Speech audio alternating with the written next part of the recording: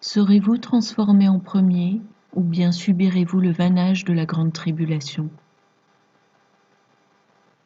Parole de Yahushua via sa messagère Julie Wedby, reçue entre le 24 et le 30 avril 2020, traduite et lue par Justine. Mes enfants, je souhaite donner davantage de révélations à mes disciples concernant la différence entre ceux que je viendrai transformer en premier et ceux qui resteront sur terre pour grandir en maturité avant ma seconde venue. Ce jour approche rapidement et beaucoup ne comprennent pas la séparation qui va être faite telle que décrite dans ma parole. Dans ma parole, il est question des 3 fêtes sur les 7 fêtes en Israël qui représentent 3 groupes de gens sur terre. Les fêtes de Pessa, la Pâque, Shavuot, la Pentecôte, et Sukkot, la fête des tabernacles. Je vais vous montrer comment ces fêtes et ce qu'elles dépeignent fait le parallèle avec des stades différents de maturation, tout comme c'est le cas avec mon peuple. La fête de l'orge, à Pâques, représente mes vainqueurs, ceux que je transformerai en premiers, puisque le parallèle se fait ici avec la première moisson de l'année ayant lieu en Israël. Cette culture d'orge, ou groupe de vainqueurs, a acquis la maturité nécessaire pour être prêt pour la première résurrection. La majeure partie du corps de l'Église ne développera cette maturité que plus tard.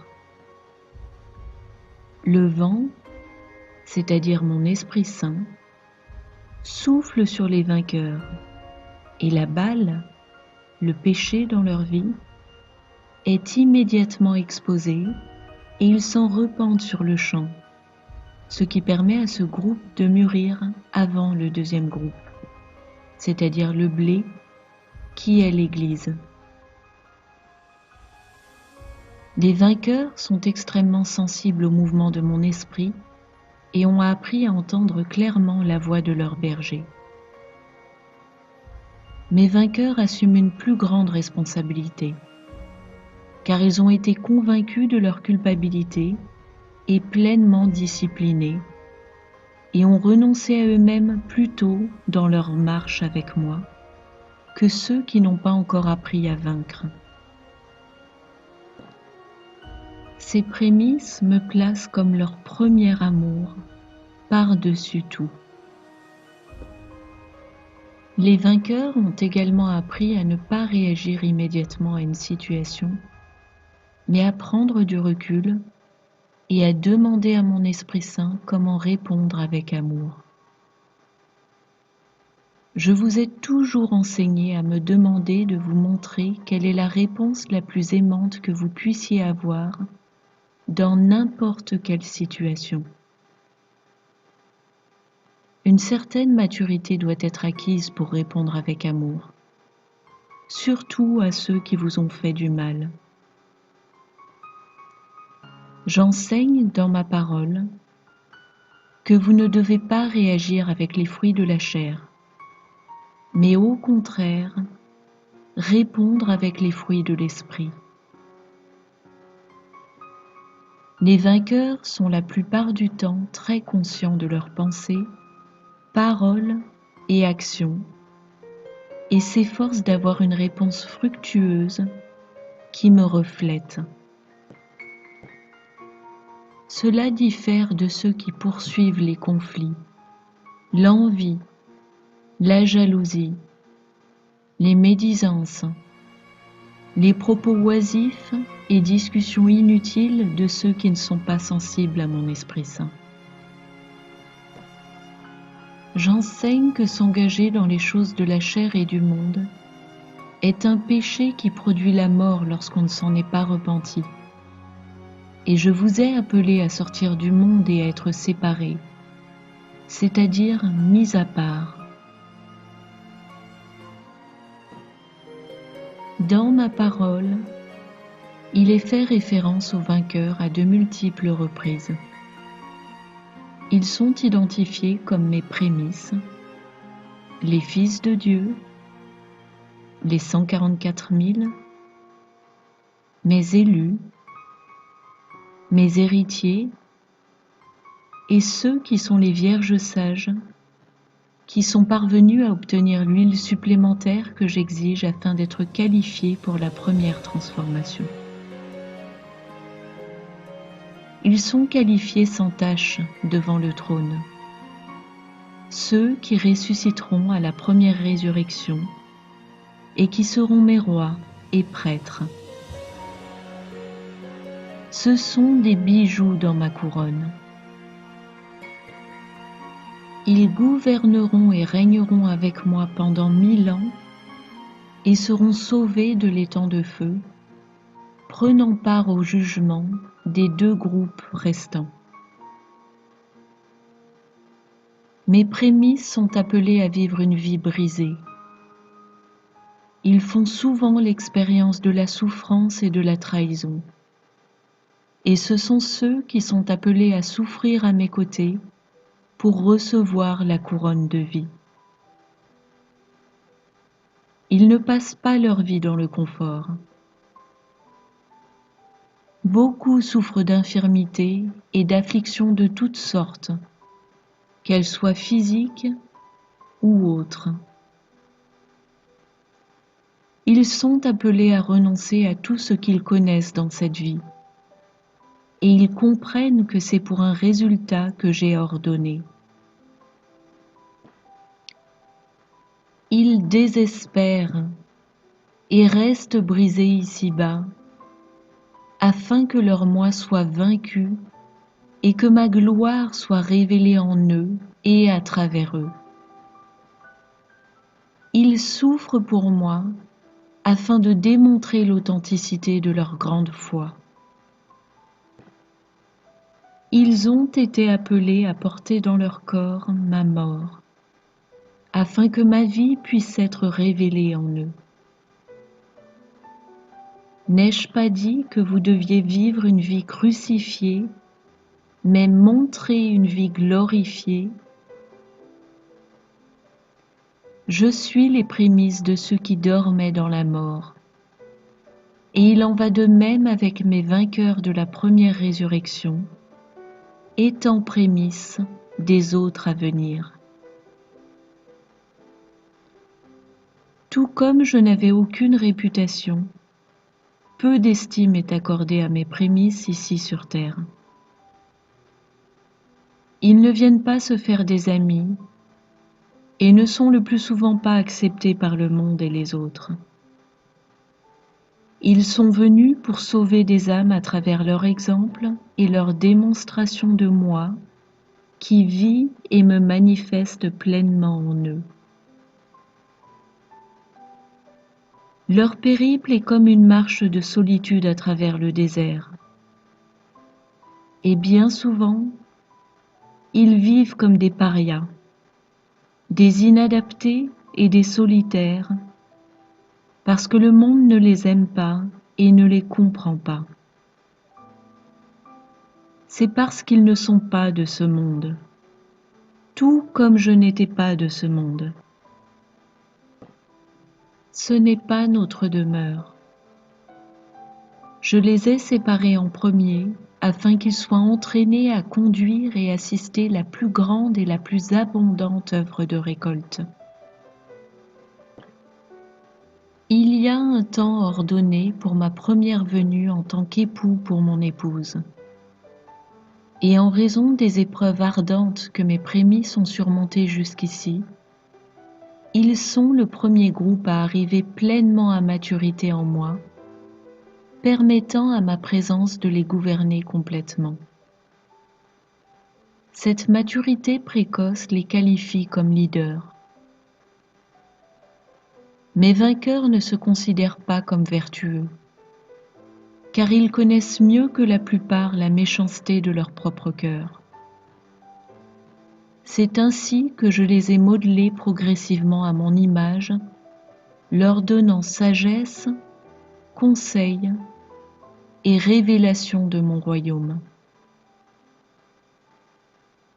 Un vainqueur pêche moins, car il marche en harmonie plus étroite avec mon Esprit Saint et se repent tous les jours, même plusieurs fois par jour, étant prompt à faire captive toute pensée et à repousser les esprits ennemis ainsi que leur propre nature pécheresse. Leur discernement est affiné et ils marchent dans l'obéissance avec une grande discipline et régularité. Ils sont extrêmement consciencieux et à l'écoute de mon esprit. Mes prémices ne s'engagent pas dans des activités impies ou des affaires du monde inutilement ou intentionnellement. Ils font très attention à la compagnie dont ils s'entourent, les relations qu'ils entretiennent. Ils ne regardent pas, ne lisent pas et n'écoutent pas des choses que je trouve offensantes. Ils appellent ce qui est sain, sain, et ce qui est mal, mal, contrairement à ce que le monde fait aujourd'hui. Ils n'ont pas peur de défendre la vérité, peu importe le coût. Et pour beaucoup, cela leur a tout coûté. Car il y a toujours un grand prix à payer pour ce degré d'abandon et d'obéissance à moi. Ce groupe ne veut rien de ce monde, parce qu'ils marchent dans les promesses que j'ai faites et savent qu'ils ne sont ici que pour mes fins et pour un temps si court avant que je ne les ramène à la maison.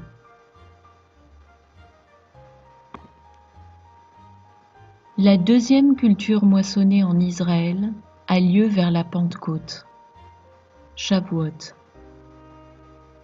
Cette fête est la moisson du blé et représente l'Église. Ceux qui ne seront pas pleinement préparés à me rencontrer, leur époux, quand j'apparaîtrai pour mes prémices. Leurs lampes ne sont pas complètement remplies d'huile, mais ils sont quand même déjà sauvés de la damnation éternelle. Ces enfants croient en moi. Ils sont sauvés et m'appellent leur Messie.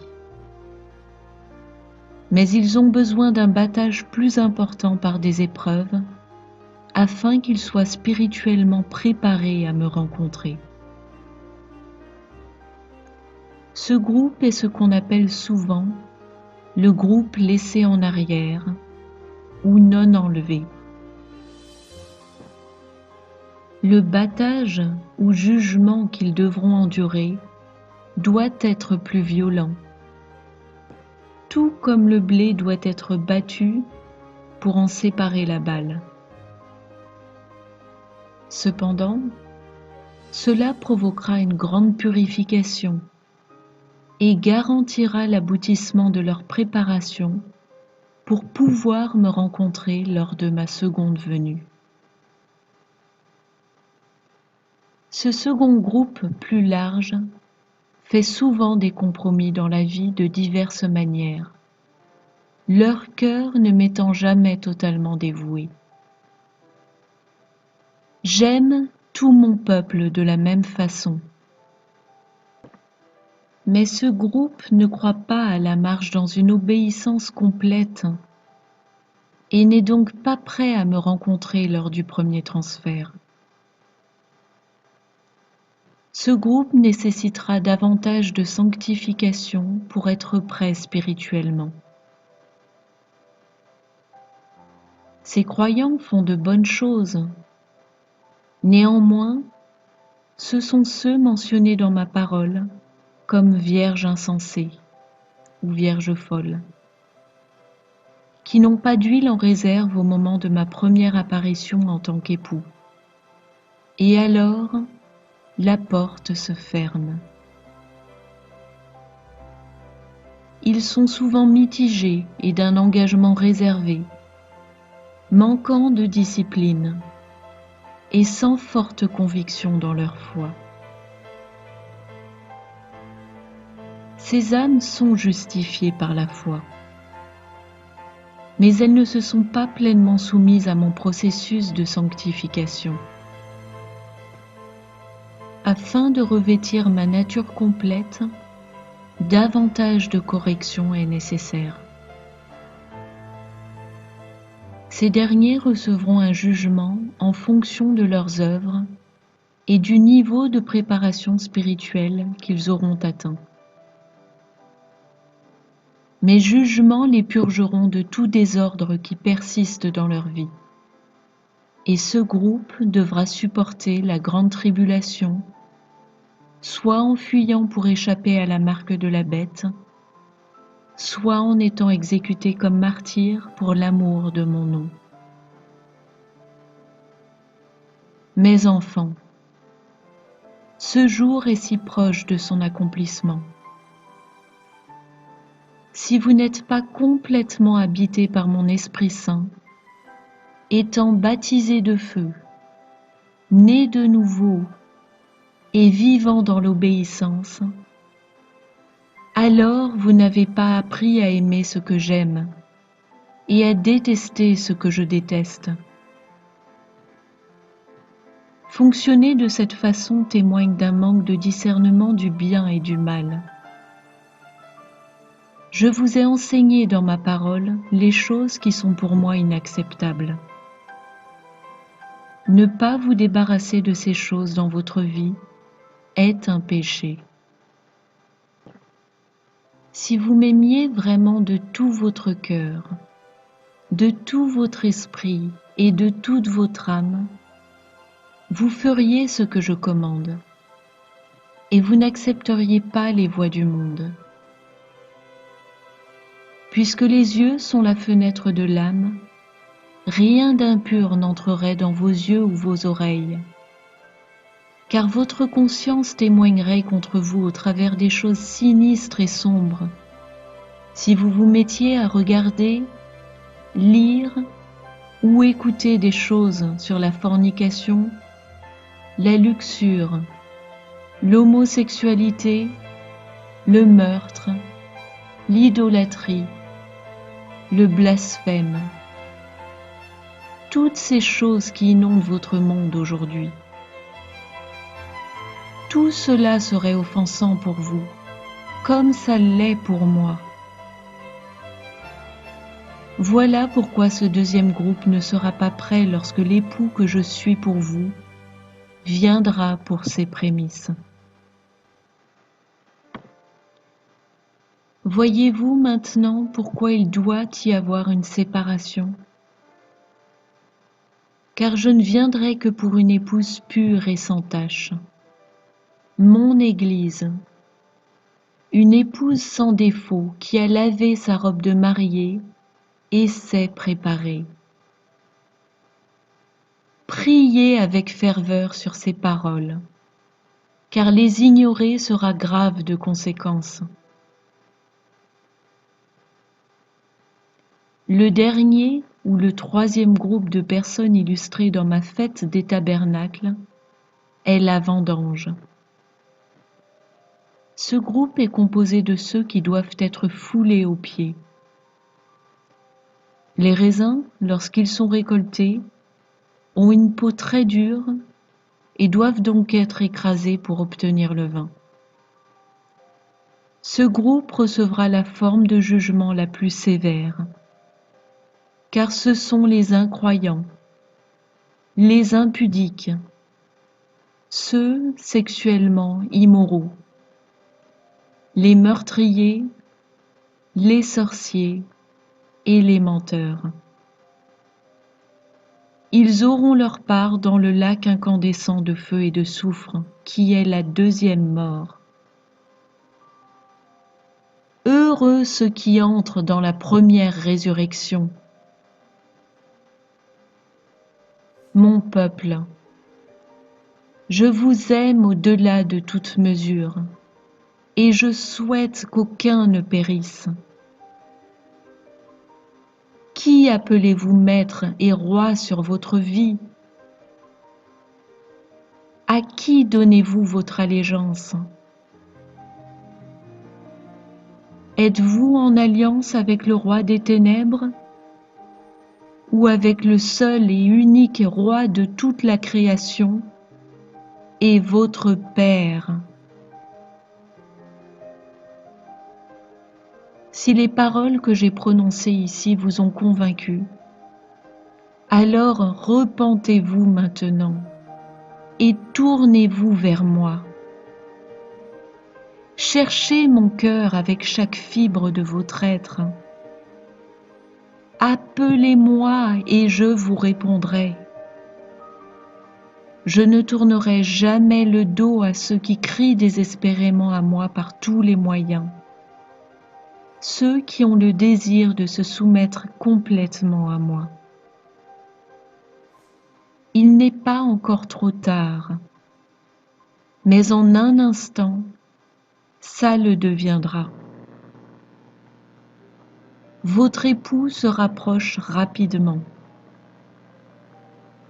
De quel côté de la porte vous trouverez-vous